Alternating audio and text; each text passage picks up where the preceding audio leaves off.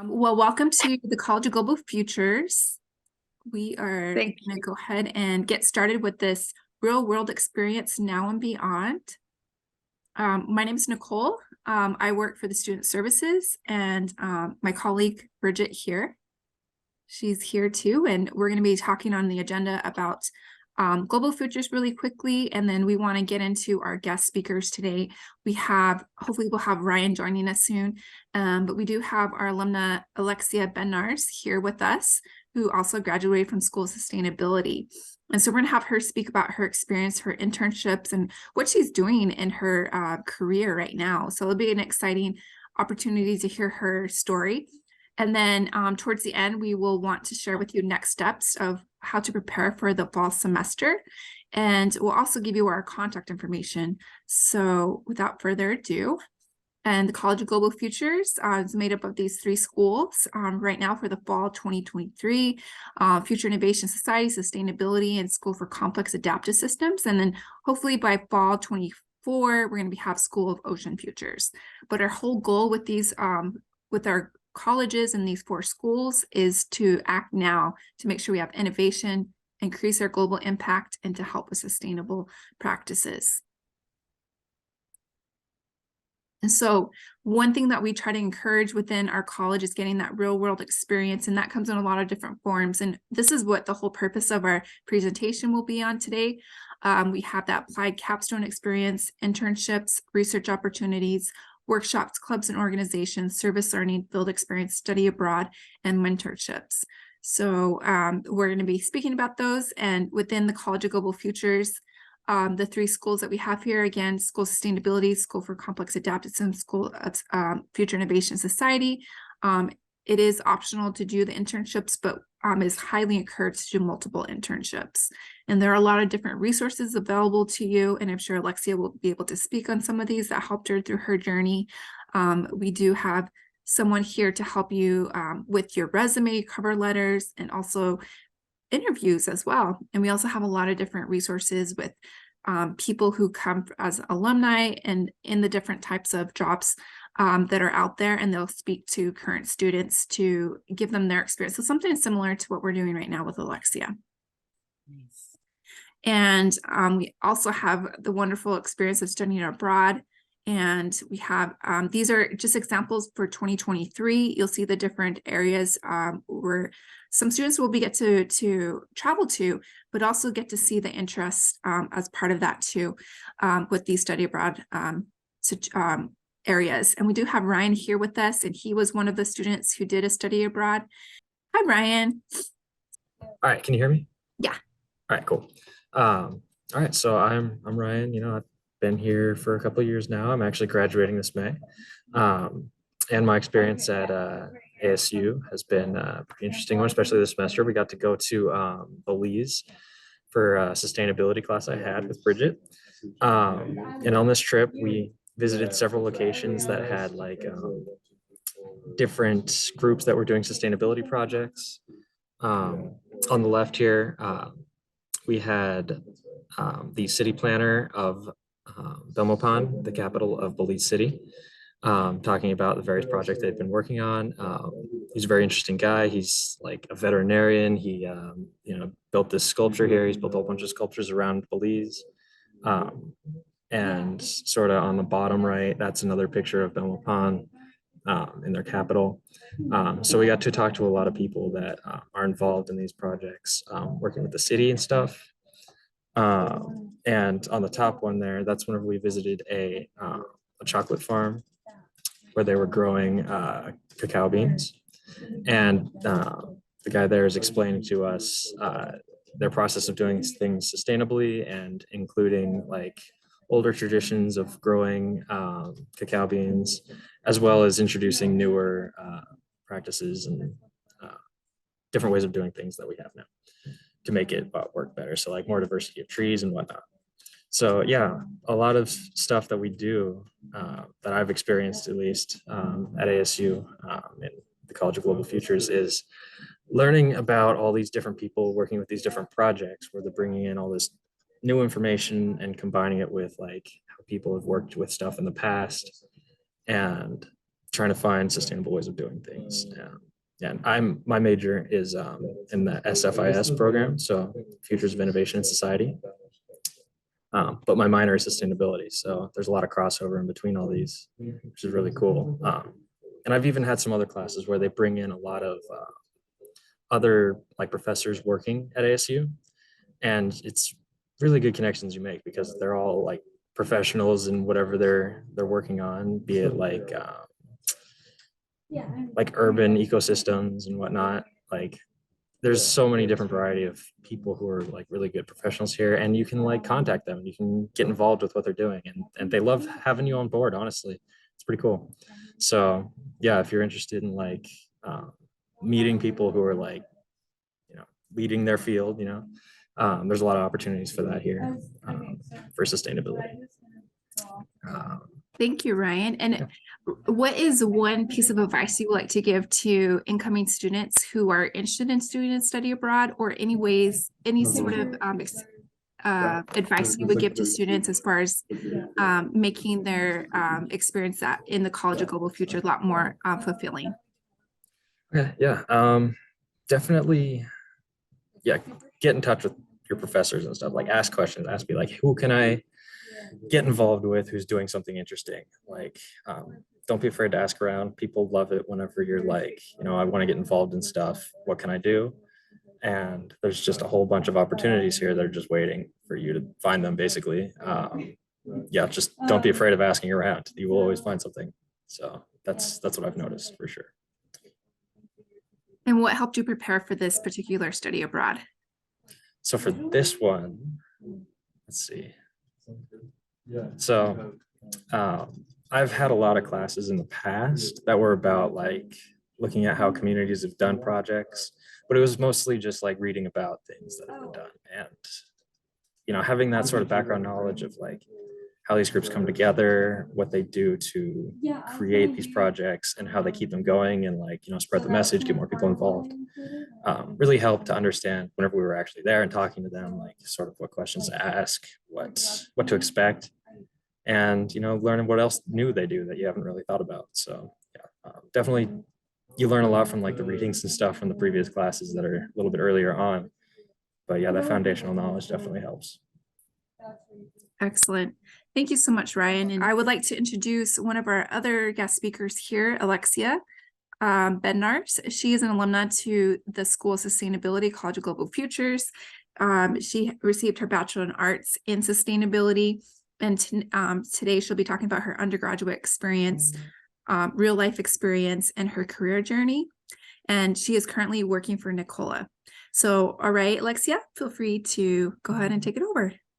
Sounds good. Hello, everyone. Thank you so much for inviting me and having me today to kind of talk about my journey through ASU and how that's led to really my dream career. So first off, just a little about me. I'm actually born and raised in Arizona, a Phoenician native. I love everything outdoors, especially kayaking, bicycling. In my free time, I even design and make furniture with my husband. We love traveling national parks, of course, seeing that beauty before it's gone. And one day we actually have hopes to build a cabin in northern Arizona and do it beautifully, sustainably, and really teach the community while we're there about how to do things maybe a different way, a more sustainable way. So I was accepted into ASU in 2008. I actually got accepted to the business school at the time. A few weeks before school started, I got a call saying, hey, we're offering all of these new certificates, one of which was in sustainability. So I said, you know what, why not? Go ahead and sign me up for that. And I had my first class approximately in my sophomore year related to sustainability. And it was really, as cheesy as it sounds, it was really that eureka moment for me. I went, this is it. You know, I still had this entrepreneurial spirit and love for business, but I knew I needed to make a change. So shortly after that class, I applied to the School of Sustainability and got accepted, and it really just changed my whole life, my whole career trajectory. And then while in school, I definitely took advantage of networking, volunteering opportunities. I joined what was at the time known as the Green Team, but now I think it might be known as community sustainability initiatives, or CSSI, I believe. And we did things like plant trees. We made sure that there was zero waste at events, all very practical skills where I got to meet like-minded individuals and really learn what sustainability looked like in the real world. So I encourage you to take advantage of all those opportunities that come your way. There's innumerable opportunities at ASU that are available if you go looking. And though internships are probably not required, they're optional, I highly encourage everyone I meet at ASU to take advantage of this early on, even as early as your sophomore year. It really shapes your knowledge of what you want to do when you graduate. It might help you determine an expertise or a specificity that you want to get your master's in. And in my junior year, I started my first internship opportunity, though I wish I had started earlier. And that was actually at Audubon, Arizona, where I did a lot of marketing for their events committee, trying to get disadvantaged communities to experience nature and have those opportunities. So that was an amazing experience. And they were a nonprofit. So then I moved into kind of more the public service side of things. And I got an internship at the city of Phoenix. And then later on, I got an internship at U-Haul, which we'll talk a little bit more about. So during my time at the city of Phoenix, this was actually an experience I went after for my ASU capstone class. It was highly competitive. The position that I went for within the Phoenix internship program, they called me back. They said, you know, I don't think you're going to be a great fit for that, but we have this new sustainability policy advisor to the mayor. We think it'd be a great fit. We'd love to create an opportunity for you there. So my eyes lit up. I said, absolutely.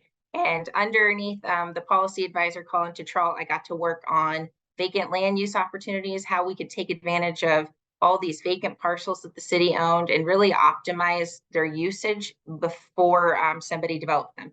So we got to work with refugee communities. They did a lot of farming to earn income and then raise food for their family. It was a great experience. I learned a lot and it was great for networking. Then I graduated in 2013. I did get my BA in sustainability at Track and Urban Dynamics. And then I also got a minor in design studies. I encourage you to kind of look at, you know, double majoring or minoring in something that might interest you. It's amazing how much I actually use my minor in my everyday career life. And so we mentioned it earlier. So shortly after graduating, I did pursue an internship opportunity at U-Haul. U-Haul International, the trucks and trailers company. They also have a large portfolio of buildings, and they're based in Phoenix. And that internship, little did I know it, would evolve into a full-time job.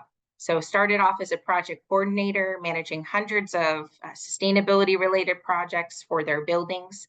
And then that evolved into a community advocate position, where I created community-centered events, enabled the team members on our corporate campus to engage with their community. We measured our impact through farmers markets and bike to work days. And then I also had the opportunity later on to actually, after 10 years, to manage that entire department, the corporate sustainability department. That was an honor. And I got to manage a team of 6. And they had their hands in a little bit of everything that U-Haul did. So they were doing electrification projects. They were studying opportunities for solar and renewables. They managed tree planting partnerships, truly incredible work. And then that led to my newest position as senior manager of ESG reporting at Nikola Motor Company. And Nikola is a zero emissions vehicle and clean energy company. So endless opportunity. You can see how you just, one internship can change your life and you rise through the kind of the ranks if you find your passion. So at U-Haul, they worked on a lot of great projects. They did something called adaptive reuse, where you take advantage of an existing building and you adapt it to meet your needs. And of course, that cuts down on a lot of construction waste. You don't have to pour concrete and have all those emissions associated with that. And this is just a great example, this slide, of how they're reusing an old gas station and how it repurposed it into something new and meaningful to the community. And U-Haul creates these fabulous decals that go on their building. They're called environmental impact decals. And essentially, they're calculating the impact of reuse of a building. And so you can see there, by not using virgin steel, by not pouring concrete originally, by not sending lots of demolition and construction debris to the landfill, you're having a very significant impact, and that's measured there. And that leads me to my current position again at Nikola. So they're building heavy duty vehicles that are focused around battery electric and then hydrogen fuel cell electric. They're also building out the energy infrastructure needed to power those vehicles. And currently in my position, I work on what they call ES&G, that's the environment, social, and governance. I record over 137 topics for my company, focused on our employee well-being, our health and safety, our environmental footprint, our scope 1, scope 2 emissions, and so much more, so that we can really globally transform the transportation industry. And that's a picture there where I got to take several young up-and-coming sustainability professionals on a tour of our manufacturing facility, which was a treat.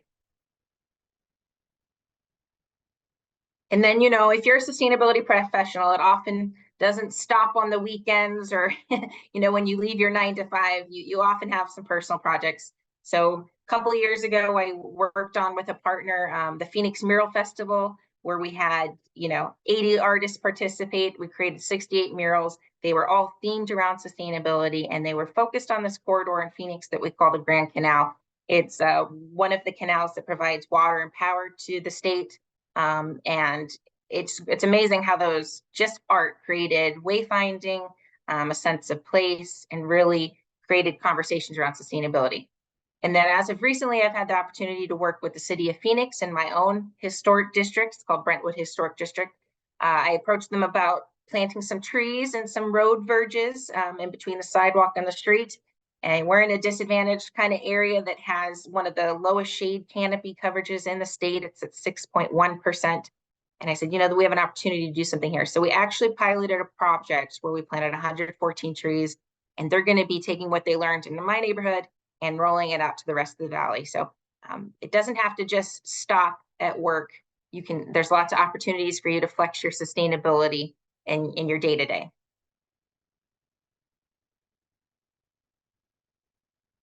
Thank you, Alexia. Well, Alexia, it sounds like one experience led to the other, and even though some of them didn't turn out the way you wanted them to turn out, can you speak on some of the things that you learned from those experiences? So anytime I did something where maybe it wasn't my favorite opportunity, or I had to go through like a difficult conversation or a roadblock, I just learned that some of the key pillars that a sustainability professional needs to have is patience and persistence and passion.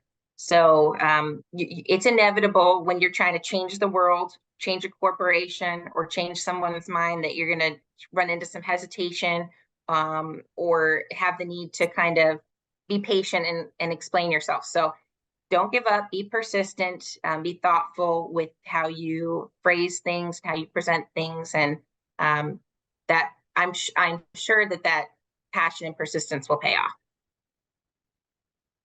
Thank you, Alexia. And just as we close up with some of our last few slides, being able to prepare beforehand, this is why we're presenting this to our students like you, Sophie, is making sure when you come here, bringing your passions are going to help you excel here at ASU, and trying to find those real world experience, getting those hands-on opportunities, and being able to extend that, whether that be on a local scale or global, being able to have that impact. And Alexia and both Ryan were able to share their examples of that, because you'll be able to create those new pathways, whether it's in a career field where there's been a few people in front of you, or you might be the first one being able to do that. So we encourage you to be able to explore those as well. And just for closing too, and as a reminder to our new admit students, is making sure to continually check My ASU, and also some of the next steps to begin your journey here in the fall semester is paying your enrollment deposit, because that helps you register for the academic orientation session. That's where you start to build your schedule for the upcoming semester, have an opportunity to speak to an academic advisor, and also real important too is confirming your housing. Housing does begin to be a little bit more tricky the longer you wait. So as soon as you get that deposit submitted, then you can be able to confirm your housing.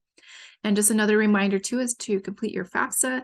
And as far as scholarship opportunities, the one that we do have available is the Global Futures Champion Scholarship, which towards the end of this presentation, there's a QR code that you can look that up.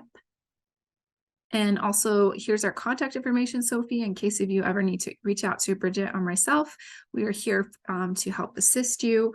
You can email us or contact us even with the cgf@asu.edu email address, or call at that number, or you can visit our website. There's a lot of great opportunities and events going on, so you can kind of keep that in mind with our website as well.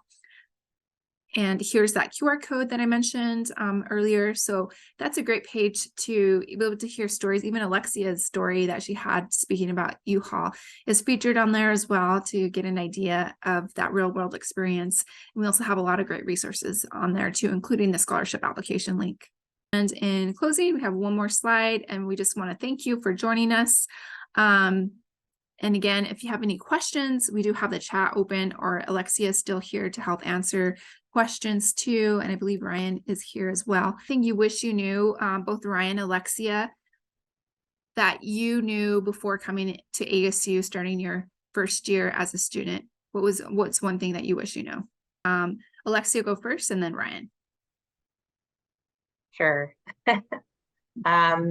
One thing that I wish I knew before coming here as a student, I mean, I had no idea that all the resources that were available to me, how they would really like propel my future. From, just even saying, hey, I'm doing a capstone project at ASU, and how that kind of led to an internship that was very valuable. And it goes by so quick. So that's the other thing I would recommend, is just, stay focused and just enjoy all of these moments and take advantage of the opportunities so they don't pass you by. Thank you, Alexia. Right. Oh, yeah, I really wish I knew sort of how much stuff was actually going on here that I could get involved in that I didn't necessarily know about at the time. But I mean, yeah, I mean, if you look for it, you can definitely find so much stuff here to do. Yeah. So. All right. Those are pretty. And when we offered about the in-service learning on the slide about different ways to be involved, in-service learning is volunteer work. Every study abroad I've ever taught has volunteer work on coffee plantations. And when Ryan was in Belize just a few weeks ago, he volunteered on a pineapple plantation. And that's on his resume now. There's just so many wonderful places that you could end up. So thank you for sharing that, Ryan and Alexia and Bridget. We're excited to see you during the fall semester. And again, feel free to reach out to us in case you have any questions, and we're here to help you. So, all right. Well, thank you everyone for joining us.